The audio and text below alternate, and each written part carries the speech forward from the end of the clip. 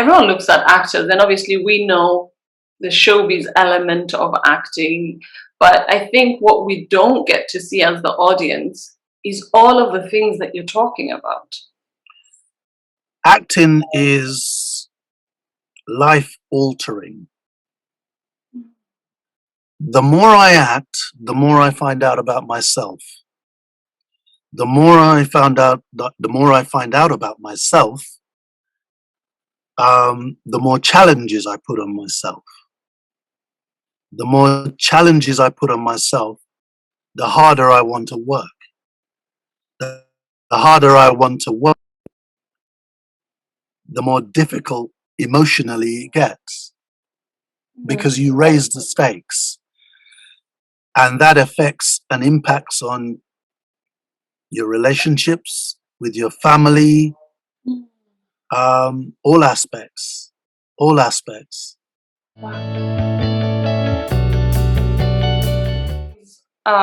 I really wanted to talk to an actor because we take for granted the roles that actors play in our lives, you know.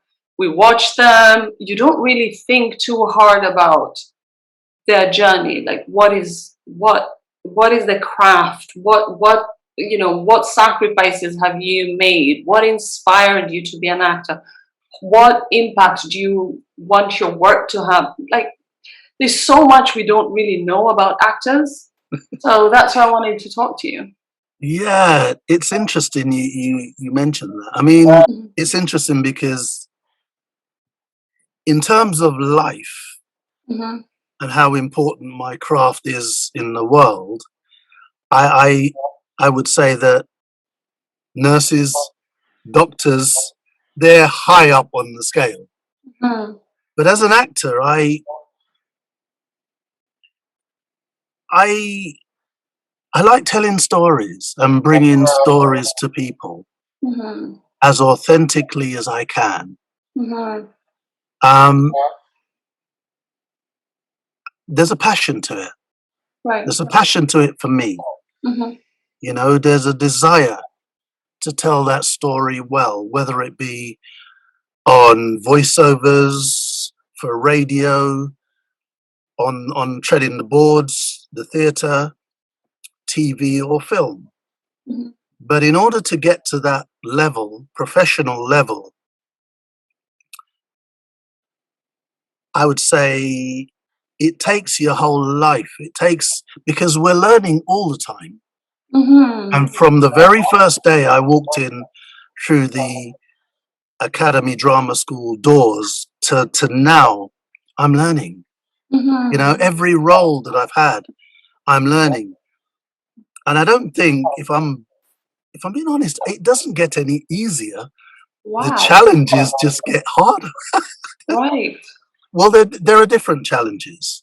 Okay. I mean, in my career, I've been very fortunate I've done student films, I've done corporate movies, corporate videos. I've been involved in low budget films, medium budget films. No big budget film yet. Right. That's to come. But on all of the work I've done on TV, commercials for television, the challenges are different. Right. Depending on the level that you're working on. Right. How do you pick what jobs to take? How do you? Well, basically, as you work towards your dreams, your dream job, your desires, you know, whether it be soaps, an international movie, when you're presented with an opportunity, for me, jobs that I've done have resonated with me. Okay. You know, my agent has approached me and said, this has come through. You know, I mean, obviously, you have to book the job first. Yeah. You know, you get your audition. Okay. And you book the job. Right. And then there's the negotiation part, you know, where everything needs to fall into place. But once all that's done, like, for example, I had an audition for a theatre play called The Crucible. Okay. Arthur Miller's play, Oh, yeah. and I was nervous, yeah, but my focus was booking the job. At the time, when I went up for it, I kind of I didn't really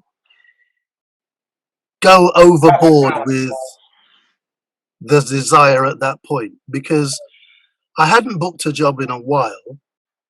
So I said to myself, do your bit, do Yeah. the best you can do Mm-hmm. in the audition room, in preparation, and just it's up to them. Yeah. If they want you, then they'll call your agent and you got the job. And that's what I did. I focused on the craft.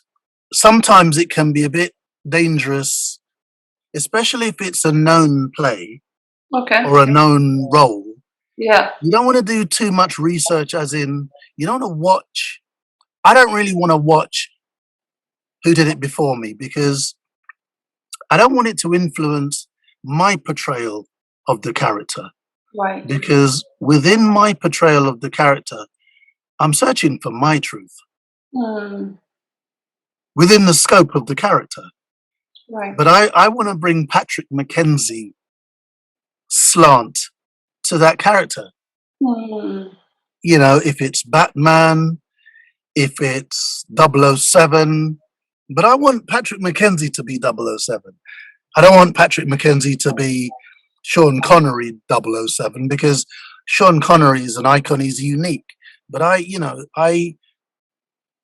want to bring my own slant to the character. So prior to the audition, you do as much research and backstory as you can, and then you go and do your best. How did you come to that?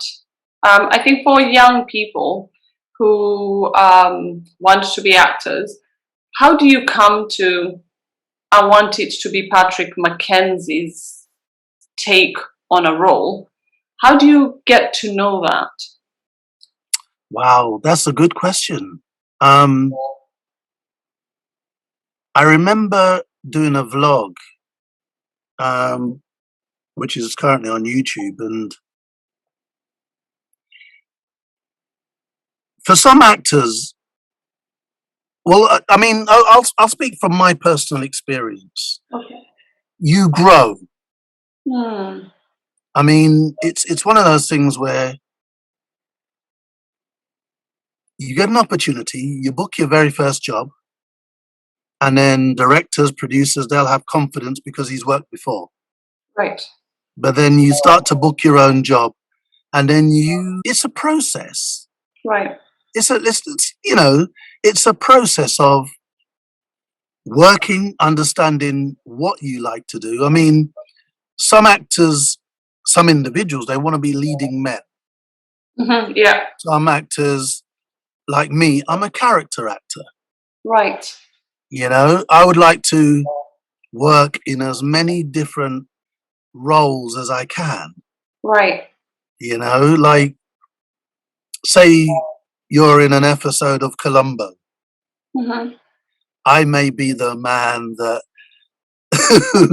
who commits a crime and gets found out, Okay. and then I'll go into another role of, I get a role in Power or EastEnders or Holby, or I like the diversity of Okay. being a character, but that requires an enormous skill set as well. Yeah. Do you know what I mean? You have to think outside of your comfort zone, outside of your box.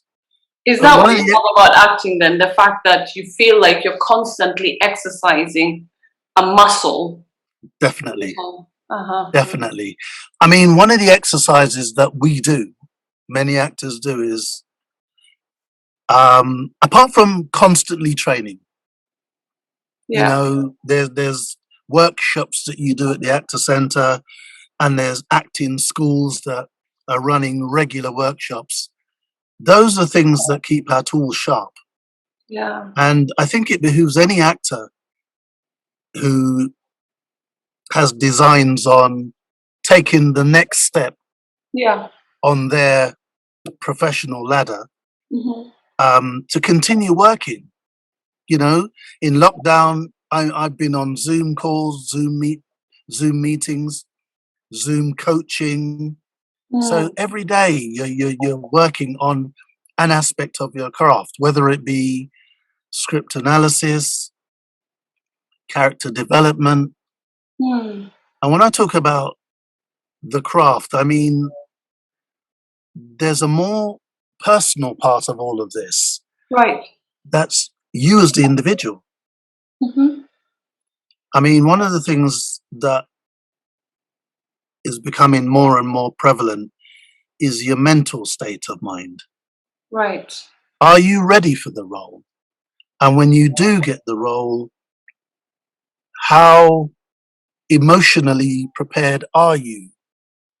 You know, Hmm. because acting is a marathon, not a sprint. Right. God willing, for all of us. You know, Can and you tell me that? That's amazing. So you're saying that you actually have to be constantly prepared for a role really that hasn't presented itself? that's right. That's right. That's right. Huh. I mean, I don't know. I don't know when my next audition is going to be. It could be today, could be tomorrow, could be next week.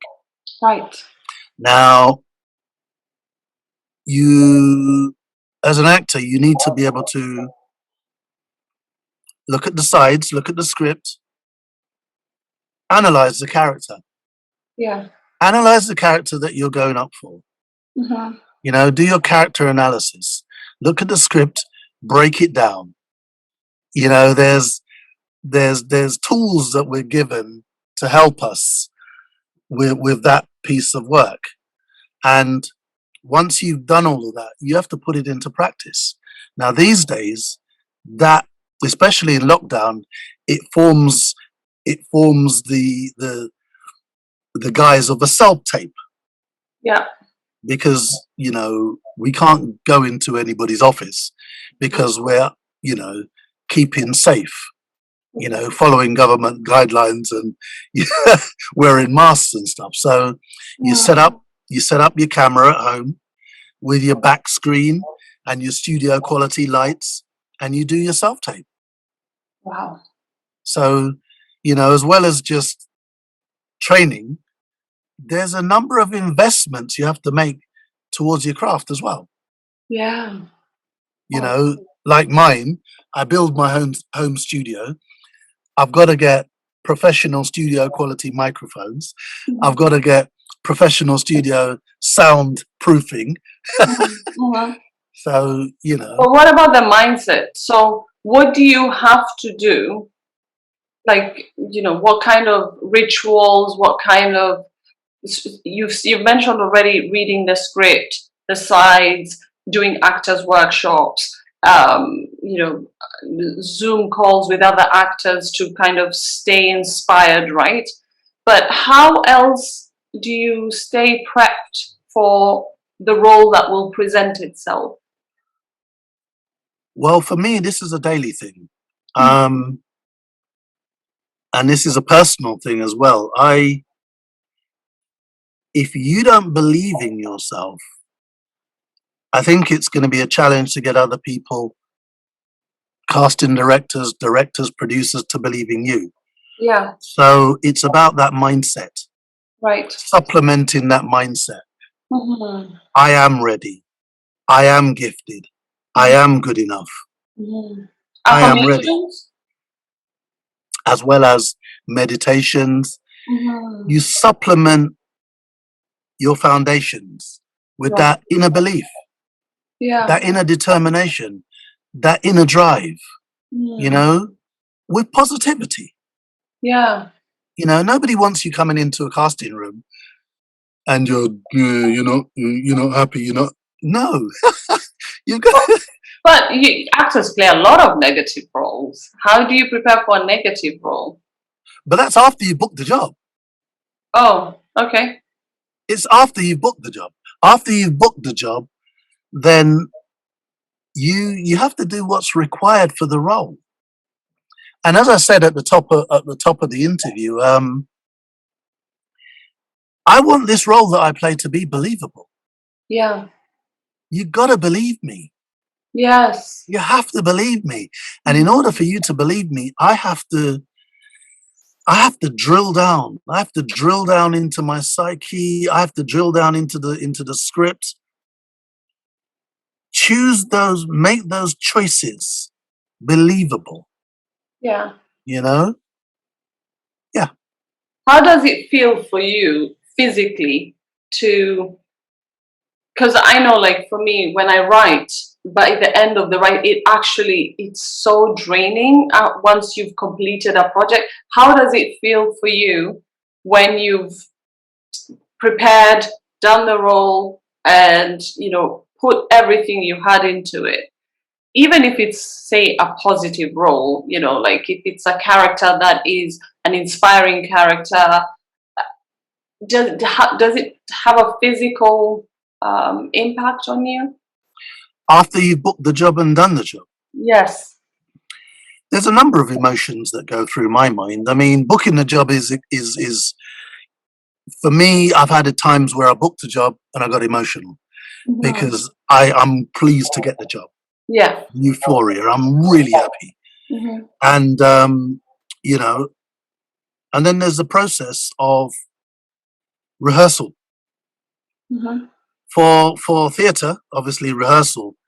For TV, you learn your lines, you understand the character. Now, when it's all said and done, you miss it. Oh, wow. You miss it. Any role, even if it was an unsympathetic character. Yeah, because all actors want to be working. Okay. Oh, yeah. When you're working, you're exercising. It's like planting a seed. Whether it be a plum tree or an apple tree. When you get that reward of getting the job, you want it to continue. Yeah. You want that tree, you want that craft, you want that acting job to be the job that keeps on giving. Every actor wants to be working. And when we're not working, you miss it. Yeah. I miss treading the boards. I miss when the curtain opens. I miss being in the front of the camera. I miss doing my podcasts and voiceovers for commercials, and I miss being in front of the camera. Yeah. Missing that action. Yeah. And I miss that. So what's it been like then? Just try and help us understand what it's been like for you and your fellow actors with theatres closed and so much of production shut down. What has the last year been like for you? It's been incredibly hard. I mean, again, for myself, initially it was a little bit, I turned it around. Okay. I said to myself, well, if the theatres are closed and the studios are shut down, what can I do? And I just said, work on your craft. Work on your craft. Work on your craft and work on your craft. Right. So that when the opportunities come, when COVID has subsided, you got no excuses, because the thing about the job that we do, to a degree, it's in our hands, but it's not in our hands. Yeah. I mean, I can do the best audition I can do. That decision to give me the role is not up to me. Wow. Yeah. You see what I mean? You can do the best audition you've ever done, but you may not get the role. Do you feel it? Do you sometimes, can you tell, you know what, I nailed that and that was the best I could do? Whether I book that or I don't book that, I'm content. Do you get that sense? Yes. Yeah. Yes. What you're taught, leave it all in the audition room. What's the most challenging part? Is it the waiting for a role, Or is it you booked the role, now that whole uncertainty of can I live up to the role? Or is it the rehearsals, or is it opening night? What, as an actor, what do you find the most challenging? What's the most draining part of the job? Wow. I would probably say the audition. Okay. The reason for that is you don't really know what they're looking for in the audition. Shouldn't they communicate that, casting directors and stuff? No, when I say you don't really know what they're looking for, you get a casting breakdown. Okay. Sometimes it's non-gender specific. Sometimes they're not specifically asking for a particular color. So Right. you go into the audition room and you do the best you can with the information that you've got. Now, it's like walking into a showroom, but you're not decided what car you want to buy yet. Yeah. And then You have to be in exploratory mode all the time? that's right. Really? Yeah. And I like that analogy because it's like going into a car showroom. You go in there and then you sit in a couple of cars and you think, and then one takes your fancy. And in the jobs that I've booked, on that occasion, Patrick McKenzie booked the job because they liked my attitude, they liked the way I presented myself, and they liked the character that I played. Yeah. Now that's the hard part. And I think for me, I think it's harder because, as I said, you have the frame Mm-hmm. and you have to fill it Right. with how you think the character should be. Everyone looks at actors, and obviously we know the showbiz element of acting, but I think what we don't get to see as the audience is all of the things that you're talking about. Acting is life altering. The more I act, the more I find out about myself. The more I find out about myself, the more challenges I put on myself. The more challenges I put on myself, the harder I want to work. The harder I want to work,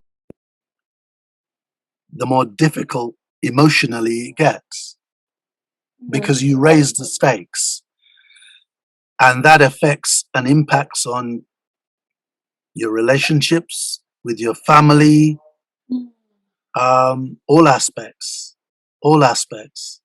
Wow.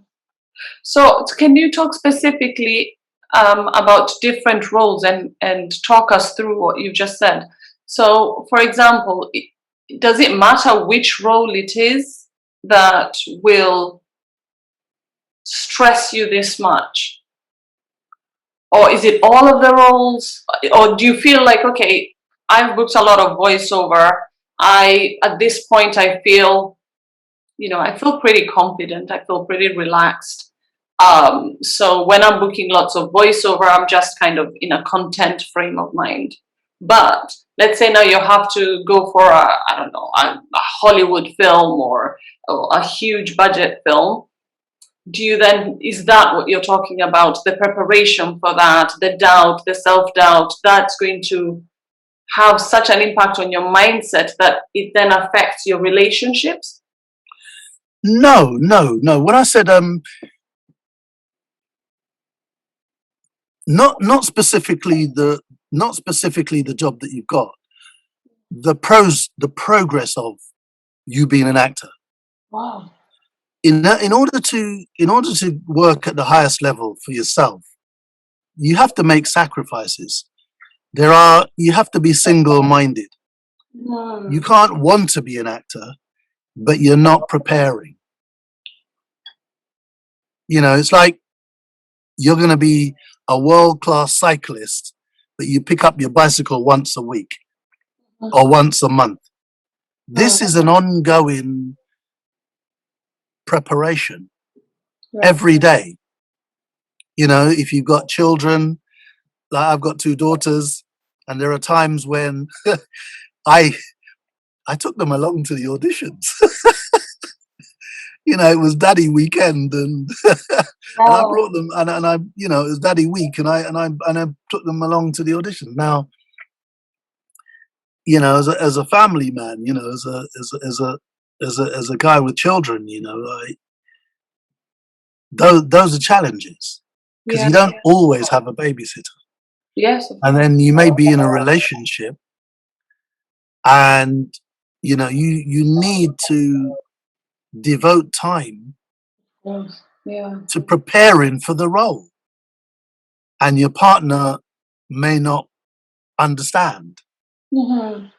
So in the end, you know, it could mean that that relationship doesn't work for you. That But explains why actors date actors, right? I've never dated an actor. Okay. I've never dated an actor. Yeah. I've never dated an actress. But would it be easier? Do you think it would be easier if an actor dates an actor because they know what's involved, right? Possibly, Yeah. possibly, Yeah. 'Cause possibly. if you work a 9 to 5 and then you're dating someone who's all of their time goes into constantly thinking of their work, because you're saying, you know, you're in preparation mode when you're not, and you have to be thinking about your mindset, and there's so much of yourself that's in this job. And if it's somebody who has a job where they can shut off at a certain hour of the day, that's completely different, right? Um, that could be a blessing in disguise. Mm. I mean, if you've got two actors involved, we all process differently, and some actors take rejection differently. Right. Now, if I'm dating or involved with an actor, a fellow actor, and she has a rough day in the audition room, and I'm working on a script that requires my undivided attention, that will be a challenge. Yeah. Yeah. You know, that will be a challenge Hmm. because at the same time, you have to be very supportive, but at the same time, you're preparing for a life changing role. Yeah. And when you're Whereas preparing, you embodying that role the whole day. every day, What? every day, Really? it's, So I thought, yeah, every day. I mean, I remember my all the roles all the roles that I've had, I turned my home into a rehearsal place. You know, if it's theatre, you talk about your exits and entrances while you're learning your lines. If it's TV or a film, and you're like, during lockdown, I've probably done more self tapes. In actual fact, last week I did about 20 self tapes. wait, how do you memorize all those scripts? It's a tool that you keep sharpening. I am in awe of actors, I think. I didn't know. I never really thought too hard about this. And it's crazy because I've been in TV my whole life, but it's just, you and I met on the Underexposed Arts Yes. Yeah. exhibition. And it's interesting because it's only in 2019, was it? God, it feels like A long time yesterday, but ago. it's weird. I don't know, time. Anyway, but that's, I think, when I took a step back and really started to listen to the life of an actor must really be like. You know, because you think, okay, how do they prepare? How do they memorize scripts? You don't really think about all this. All we see is the image of actors that's presented to us in the media. And a lot of times it's just a lot of salacious stuff. You don't really get to see. It's every once in a while you get a glimpse. I think I can't remember who it was, but do you remember a while ago there was the Cosby Show actor who was shamed by, I think it was the Daily Mail or one of the tabloids, because he was working in a as a cashier in one of the American supermarkets. All right, okay. Yeah, and I remember reading that, and that kind of gave me a glimpse that I'd never had. Because yeah, if you are booking for jobs and then there's periods where you're not working, of course it makes sense to be in a role where you're kind of also with people and you're able to absorb what the life of a cashier is like. I know I get a lot from being out so that I can write. I can't just sit in my house and write well.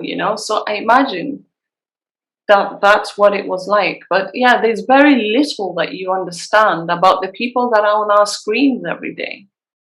I mean, the thing that you just mentioned, we call them survival jobs. Mhm. And I don't think actors do that because they really want to, but they have to survive. Mm. You have to put a roof over your head. Yeah. And, you know, as yeah, it's a challenge. Mhm. I mean, I've been very fortunate to, prior to acting, I have a background in IT. Mhm. So when I booked The Crucible, Mhm. I was very fortunate to have understanding senior managers who allowed me to quit that full-time job, Wow. take time off in lieu, and perform, unpaid, and go off on tour. Yeah. And the challenge is, when you do something like that, do you have a survival job to come back to? It's a challenge. Mm. It's a huge challenge, and I think, now don't get me wrong, we're not doctors and we're not physicians and we're not nurses who perform life saving things every day, but I do respect the acting craft. And, there's a saying that we use, I am because we are. Yeah. I wouldn't have the possibilities that I have if it wasn't for the actors before me. Your Joseph Marcel's, he was the butler in Fresh Prince of Bel-Air. Yeah. Yeah. Oh yeah. Joseph Marcel. Mm-hmm. Yeah, you got people like Ellen Thomas, who's been a stalwart, a fantastic actress over the years, many, many years, and obviously, you know, people like Idris Elba, the work he's done internationally, you know, I can't sit here and tell you anything new other than the process that I go through. Right. And these guys I've mentioned, ladies and guys I've mentioned, they've been there Mm. and they consistently work and raise the bar. Mm-hmm. And the reason I mention those guys is because I can identify with them. Mm. So when you talk about role models, and they're role models, they're Right. the people that are doing it and Mm-hmm. have allowed me to do my bit, Mm. you know? But lest we not forget the people that are forged ahead of us. Yeah. You You feel know? like having um, British actors who have, transcended and are international stars keeps kind of hope alive, I guess, here, and really inspires British actors to keep trying and working on their craft. So Yeah. do you feel like the people you've mentioned, what you love about them is they're still hungry to do more? Yes. Yes. Yeah. But the goalposts have moved slightly. Mm-hmm. Um, you know, the British actors, I think that the parameters that have been set for us, I believe we've exceeded those parameters. Mm. You know, when you look back at, and I'll use Idris Elba as an example, when you look back at his career, Yeah. when he was on telly, British television, and I'm only talking from my perspective, he flapped his wings and he wanted a bigger platform. So he Yeah. went to America. Mm-hmm. And there are a number of other actors that I know that have done the same. Yeah. I've got immense admiration for these guys because it's not easy to. All right, in my world right now, you're doing well in theatre, and then you move to television. Bear in mind, these guys are working in Great Britain, and they go to the United States of America, Yeah. where there's hundreds of TV channels, Mm-hmm. and they're excelling. They're doing well, Mm. So I admire them. I really do. Yeah. And for Mm-hmm. them doing what they're doing, it's told people like me, you can do it too. Yeah. Do you hope to move to America and try it there? Would you like to break out in America? Yes, I would. Yeah. Yeah. I would. Yeah, Is I that would. the dream of every British actor, is to make it in America, or does every British actor just think, you know what, I wish I had more roles here and I wish the industry did more here and was as big so that I don't have to? I think it's both. I think it's both. Right. There are a lot of actors, actresses that would like to work in America because the audience is bigger, Yeah. and But there are a lot. no, I was gonna say there's a now there seems to be Americans who feel that American roles should be for American actresses, because if you look at what happened with Cynthia Erivo, um, with her playing the Harriet Tubman role, uh, what do you think about that? Do you think that shouldn't be an issue, or do you have sympathy for why they would feel the way they feel? Well, one of the things I've learned over the last 5, 6, 7, 10 years is that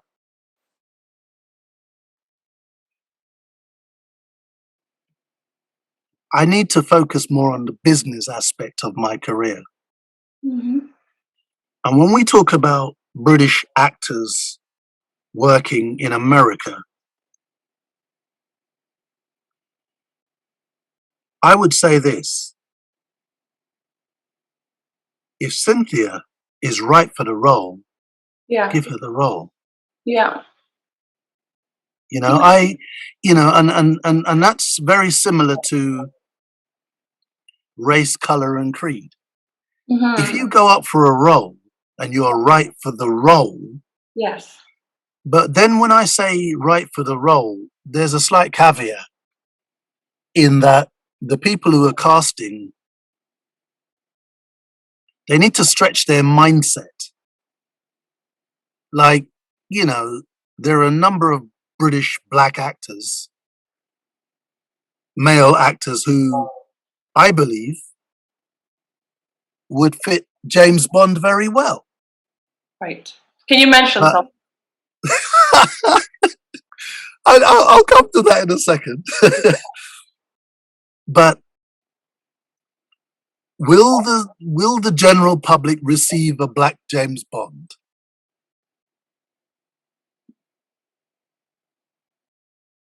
So the Now, man would have answered straight away and said, "Of course, yes, of course." so, you know, at the end of the day, they need to open their mindset. I mean, we have American actors coming here and performing for us. So why shouldn't British actors go to the States if they're right for the role? Yeah. You know, I'm and struggling actually to think of American actors who come here and perform and take on British roles as much. there are a number. We have a few who tread the boards. We have a few who come to our theatres. Oh But yes, theaters. Yeah, yeah, yeah. yeah, we have a few. I mean, if I mention 007, in my mind, you'd want to mention Idris Elba, wouldn't you? Mm. You know, you look at people like Charles Venn. You wanna Yeah, you look at those guys, didn't you? And you think, hmm. they could embody that role. Yeah, you look at, we've got Chiwetel Ejiofor. You know what? We've got We've got a a lot of large, yeah, we've got a large creative pool of black actors, male actors who I think, could do that role.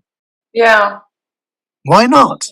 I think as a writer, I would love to see more of those characters being invented for us to widen the pool so that people are not constantly just fighting over, the same old roles and that kind of thing. But yeah, I hear what you're saying. It is time. I'm so pleased that actually we had this podcast because a lot of people present acting as very competitive. It's all about the lead role, but there's so much more that goes into it that's not talked about. How is it that you have managed to maintain that positive mindset? It's a personal thing, though. I mean, I'm a spiritual person, and I always say that if it's meant for me, it will be for me. You Yeah. know, I don't need to cast a jealous or envious eye on any of my fellow actors or actresses because their journey is unique. Yeah. My journey is unique. Mhm. Success is a dangerous word. Mm. What success is for Safia is not success for Patrick McKenzie Mhm. because we're from different places. We have different wants, dreams, and desires. Mhm. What's really important, and I spend a lot of time asking myself, is what is my why? Mm. What is it I want? Mhm. What is my purpose? And then you sit down on a daily, weekly, monthly, and you look at what your purpose is. You look at what your why is. You look at what gives you the satisfaction. You know, in a world of multiculturalness and different sports, some people like cricket, some people like football, some people like tennis, hockey, and I'm an actor and I'm like that. Yeah. I'm not gonna like, if you look at somebody like Charles Venn, he has his wants, his desire. They're not the same as mine. Yeah. We are in the same industry, Yeah. but there's certain roles I like. I mentioned being a character actor. One of the roles I like the role of Columbo. Oh, you do? Yeah, he's a sleuth. I love the way he, he, I he have always, I've only watched like maybe one episode of Colombo my whole life. he's outstanding. I mean, Poirot's the same.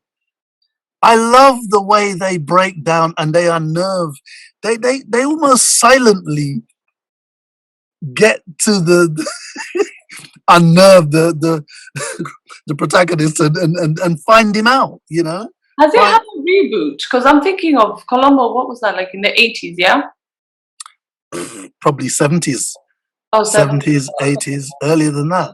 Yeah, okay. Is the detective that always wore the raincoat Yes. and always No, talked I about his think I wife. don't think like it comes on at on Channel 5, right? It's still on TV. I think the likes of Netflix and Amazon's. I think you may be able to find him on there, or More Four, or one of those. But then you know how shows have had remakes and they've been adapted for a new generation. Has it been? It's not been remade, but if Ooh. it was to be remade, if it were to be remade, I would love to be the new Columbo. Oh my goodness. You've said it right here on this show. So when that manifests, I will. Yep. I will. I said it. I said it on then the Ideology show you're podcast. gonna be on Colombo.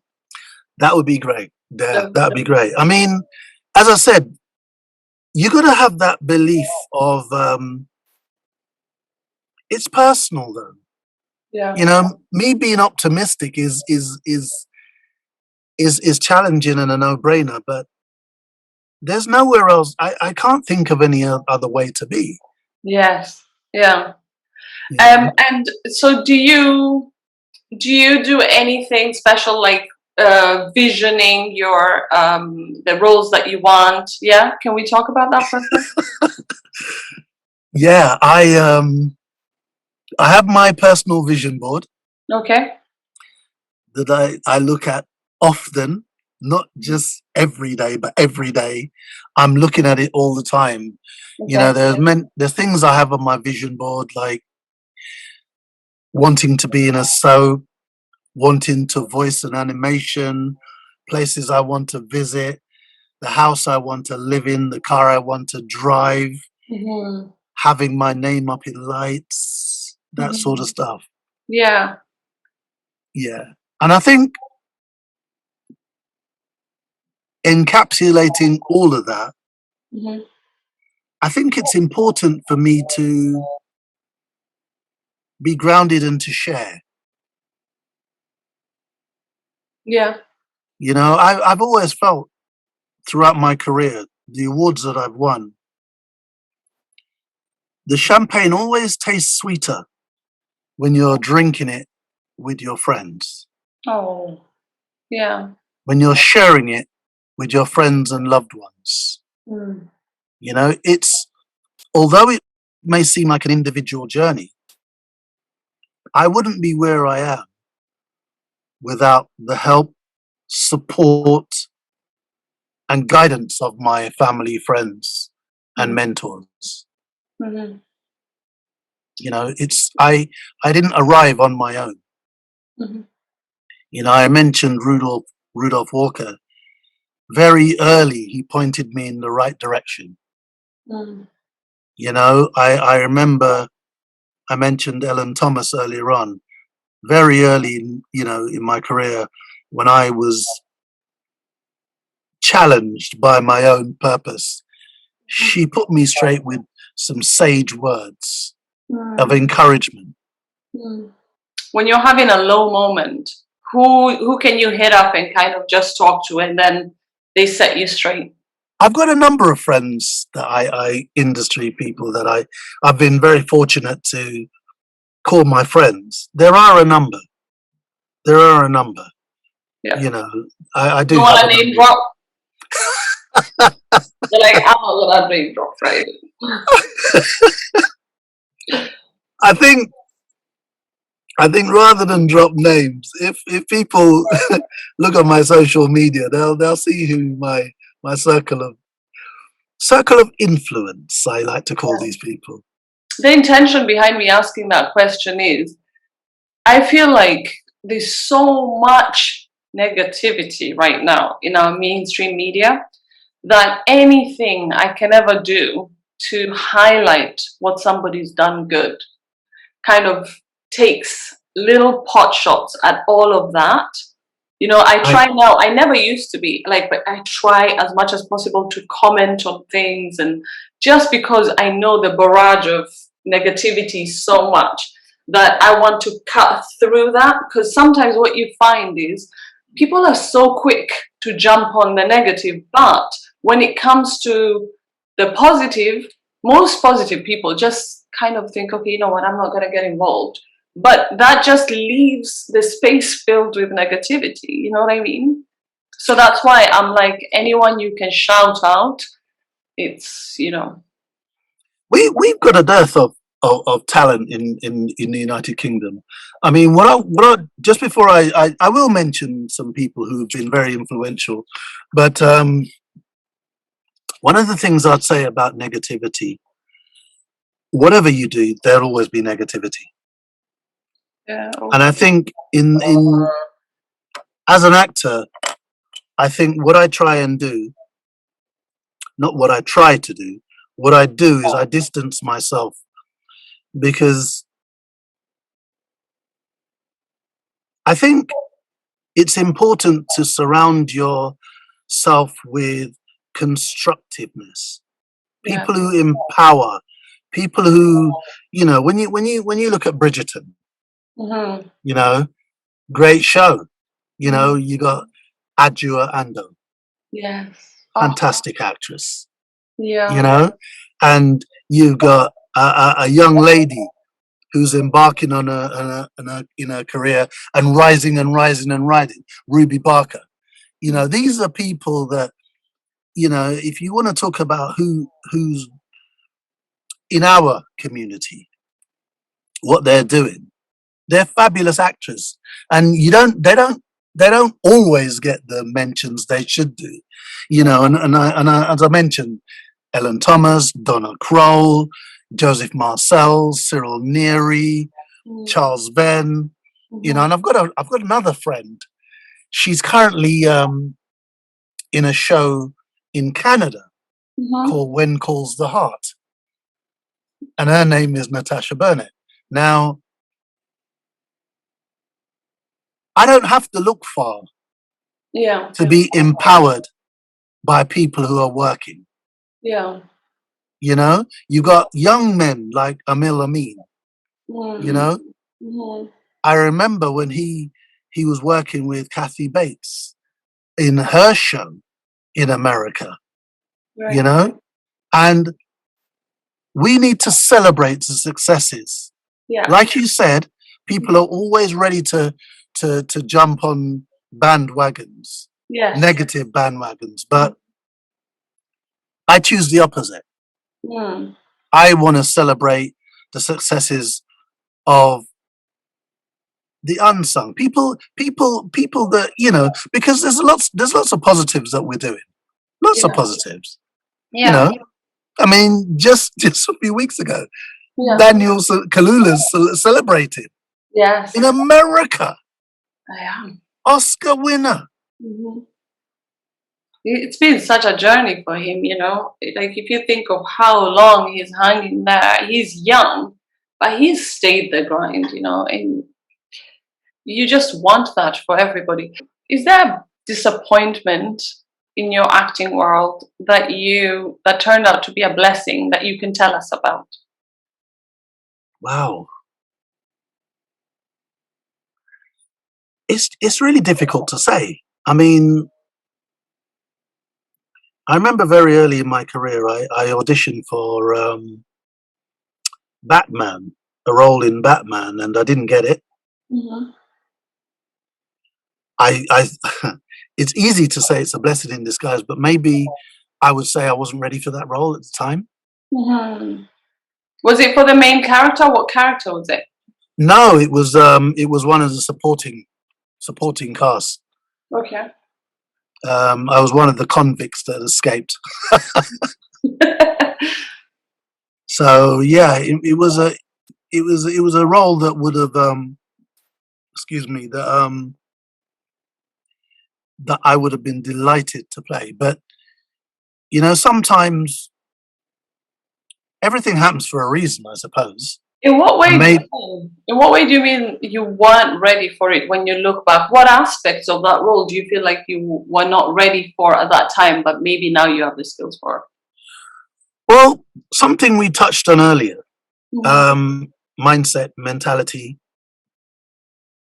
Um, during over the years, you probably heard of in the press child stars suffering from depression, and sometimes the and I know this from having been in the elevator can rise too quickly. Oh yeah. You know, and maybe at that time I probably wasn't emotionally prepared, because when you're on set of a big budget production, the pressures change. You know, I remember doing The Crucible, and I've done many plays, but when I did The Crucible, I didn't need to market anybody, because everybody knows about The Crucible. And at stage door, there are always loads of people waiting for autographs, and I've done some. I've performed in different theatres where you come out of stage door and nobody's there. I didn't realize actors want that. I always assume that everyone is being a nuisance. I think there's a lot of people who think like me, who feel like the best thing you can do for an actor is give them their privacy, don't talk to them, I wouldn't say that. I wouldn't say that. What I would say, definitely from my perspective, is